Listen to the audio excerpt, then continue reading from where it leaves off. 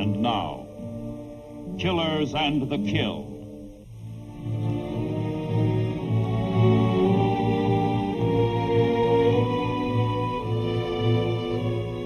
The U-boat will decide the outcome of the war. This is what Hitler is telling the Germans, as his underwater sailors harvest victory after victory in the Battle of the Atlantic. The realities support him in mid-1943. The massacre by German submarines is costing the American republics and the British Empire millions of dollars. Thousands of Allied sailors are dead. And for this, Hitler honors his naval high command.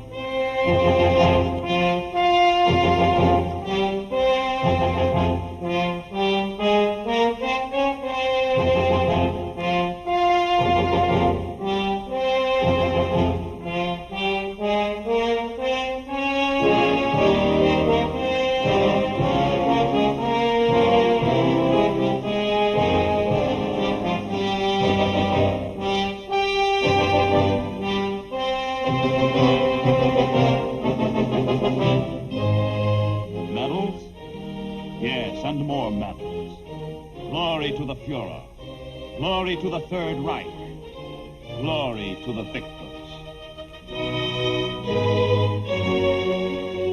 Hitler presses his propaganda machine to the ultimate, squeezing each drop of triumph out of each victory. Every German is told his submarines threaten the entire Allied war effort with collapse. Germany rejoices in the news that if the United States and Great Britain continue losing at sea, they will be defeated everywhere.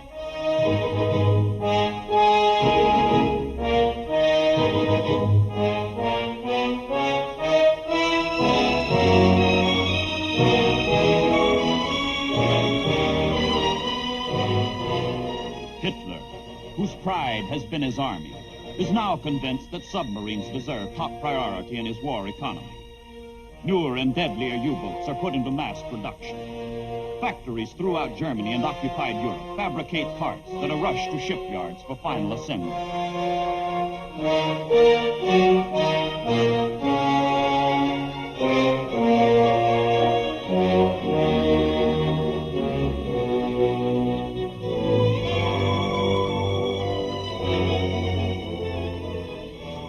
But as the Nazis turn out newer and more murderous models, the doom of the submarine is being sealed by the Allies.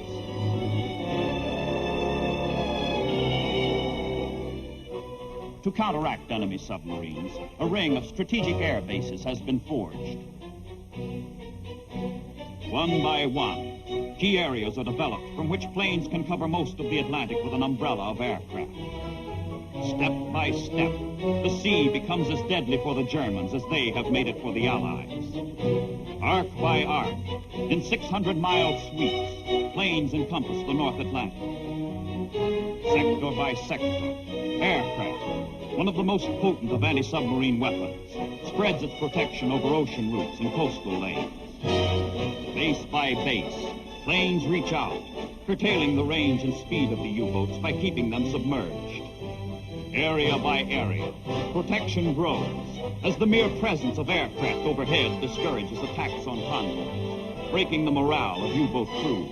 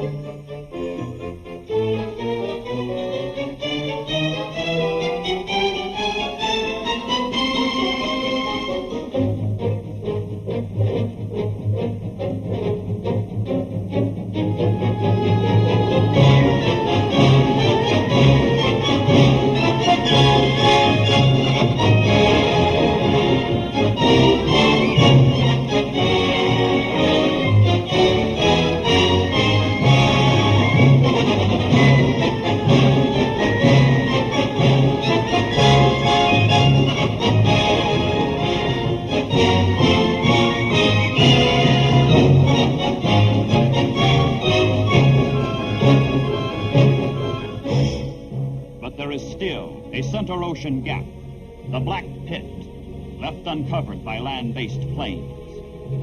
U-boat paradise. Allied bombs are not only over the Atlantic, but from English bases they're being flown over Germany, where they are dumped by the millions, despite Goering's promise to the contrary. Bombs on factories where U-boat parts are made. Bombs on railways that bring the parts together. Bombs on pens where the submarines hide. U-boats are being destroyed before they can stalk the sea.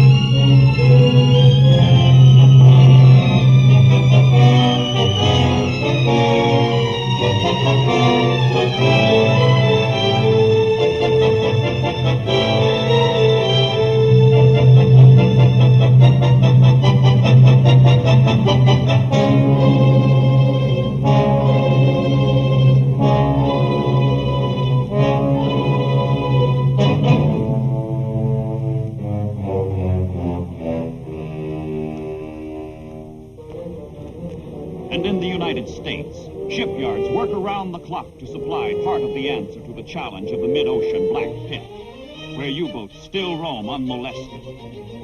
Critical materials and supplies are diverted to the construction of a new class of ship in the United States Navy, officially designated the CVE. Their crews will call them jeep carriers or baby flat tops. But jeep carriers alone are not enough. The Navy begins training pilot candidates with special aptitudes and building the planes for those who pass the rigid tests.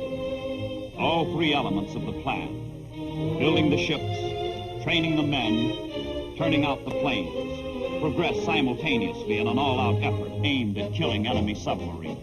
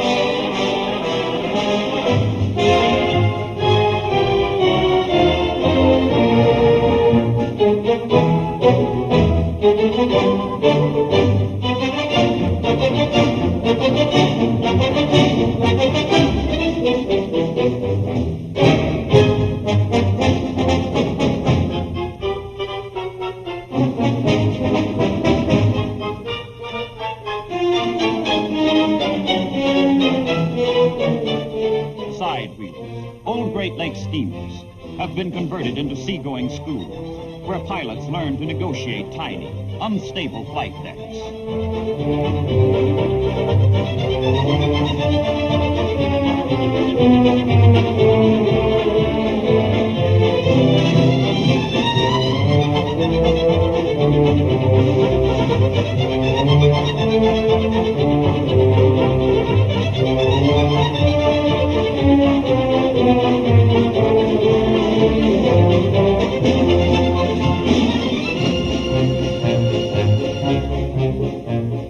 Baby flat tops, small but tough.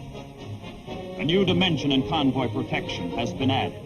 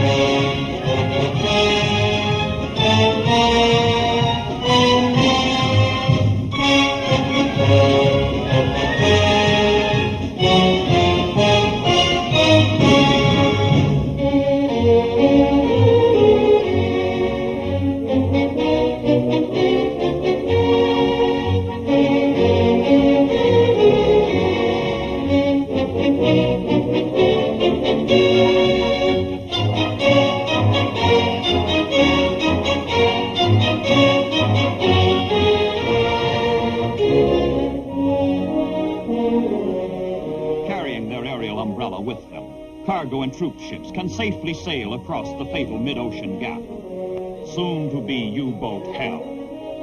No enemy submarine can surface anywhere in the Atlantic, from the Arctic to the Antarctic, without fear of destruction. The Allies forced the sea lanes open for the liberation of Europe, for ultimate victory.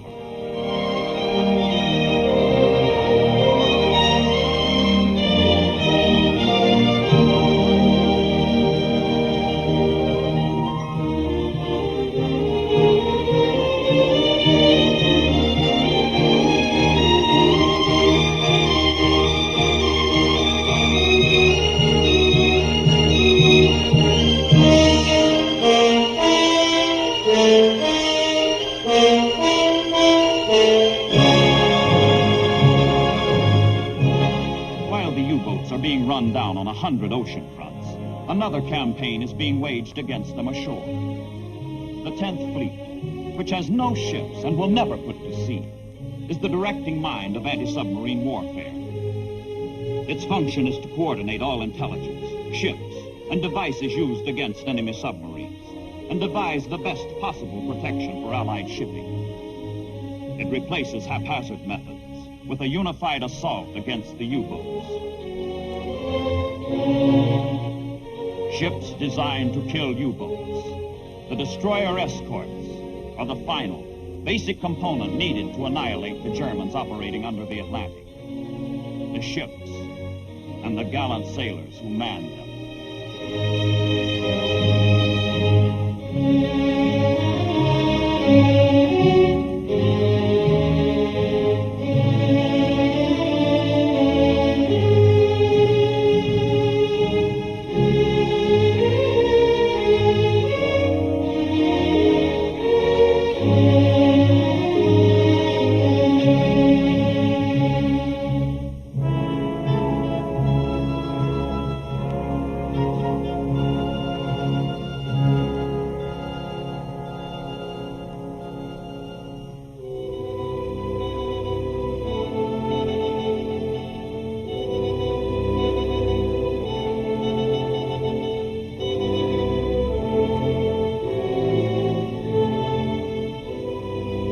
Many a U-boat's death is plotted in research centers, where extraordinary instruments are invented and perfected to aid in detection, pursuit, and the fight. Instruments that link ship to ship, ship to plane, plane to plane, in unified hunter-killer groups.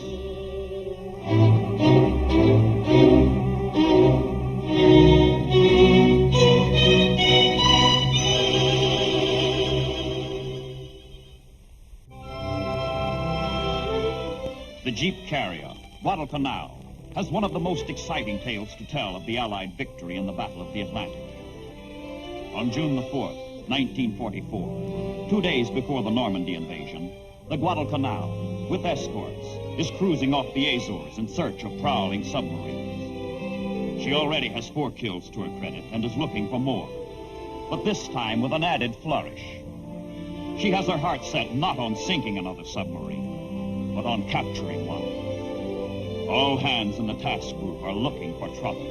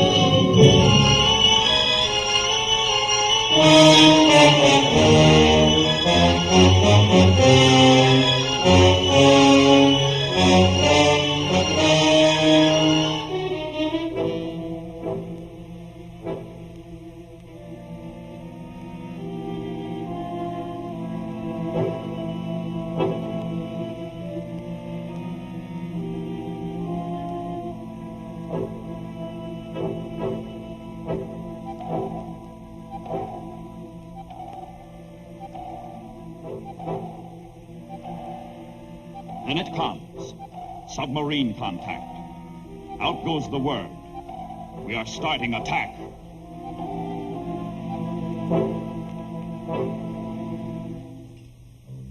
Inside the unsuspecting submarine, everything is relaxed and routine. It is Sunday and the Germans are taking it easy. But there is a surprise in store for them.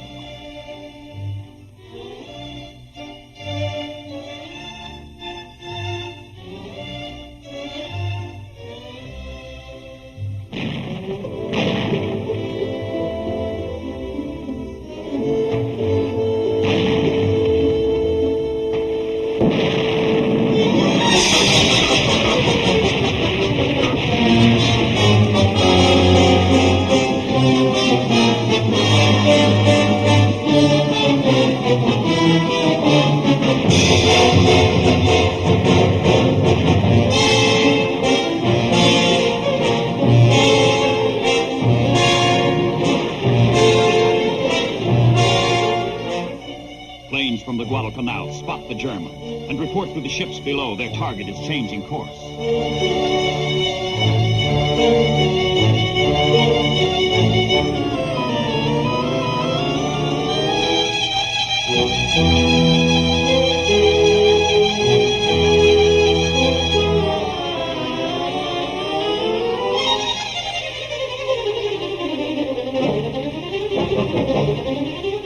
One of the planes swoops down to mark the U-boat's location with machine gun fire.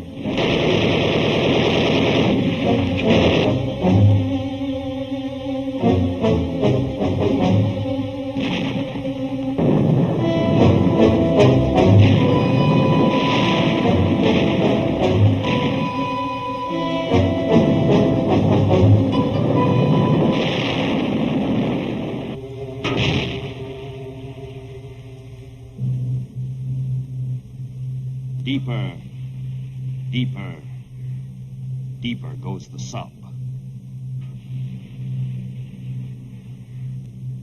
Cut the engines. Silence. But there is no escape.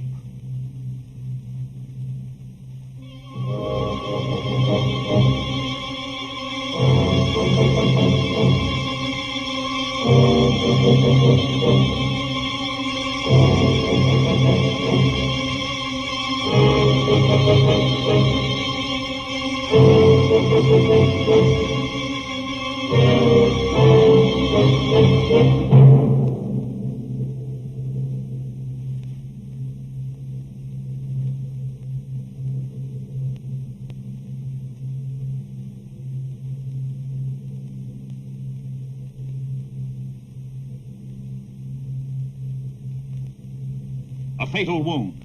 The sub must die below, or fight it out on the surface.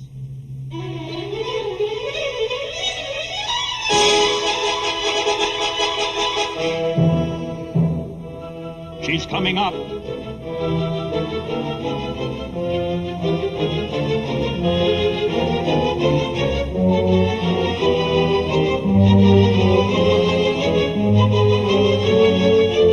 Small caliber guns take the submarine under fire to keep her crew from using their deck gun and force them to abandon their boat.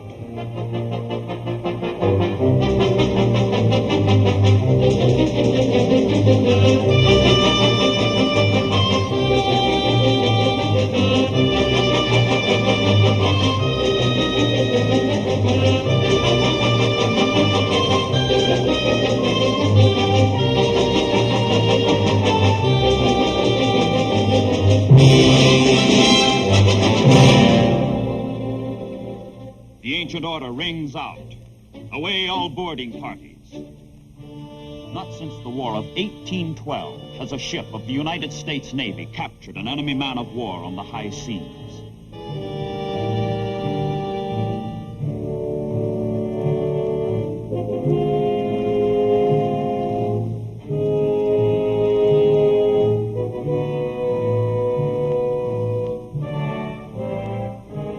German sailors are taken prisoner, including the captain of U-505.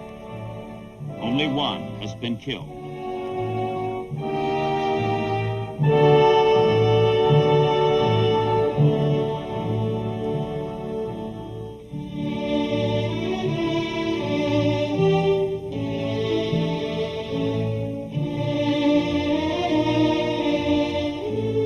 The Guadalcanal brings her prize, defeated and helpless, alongside for towing back to Bermuda.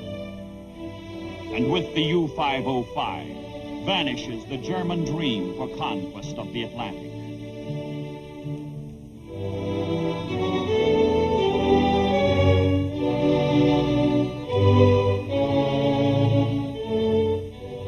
Before Germany's unconditional surrender, 866 Axis submarines lie dead on the ocean floor.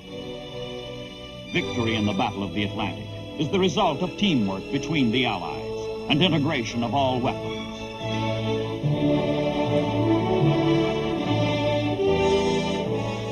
The Germans surrender. The Battle of the Atlantic is won. The desperate, vicious struggle is over. To Allied airmen and sailors who have restored freedom to the seas, all honor for making victory possible in World War II.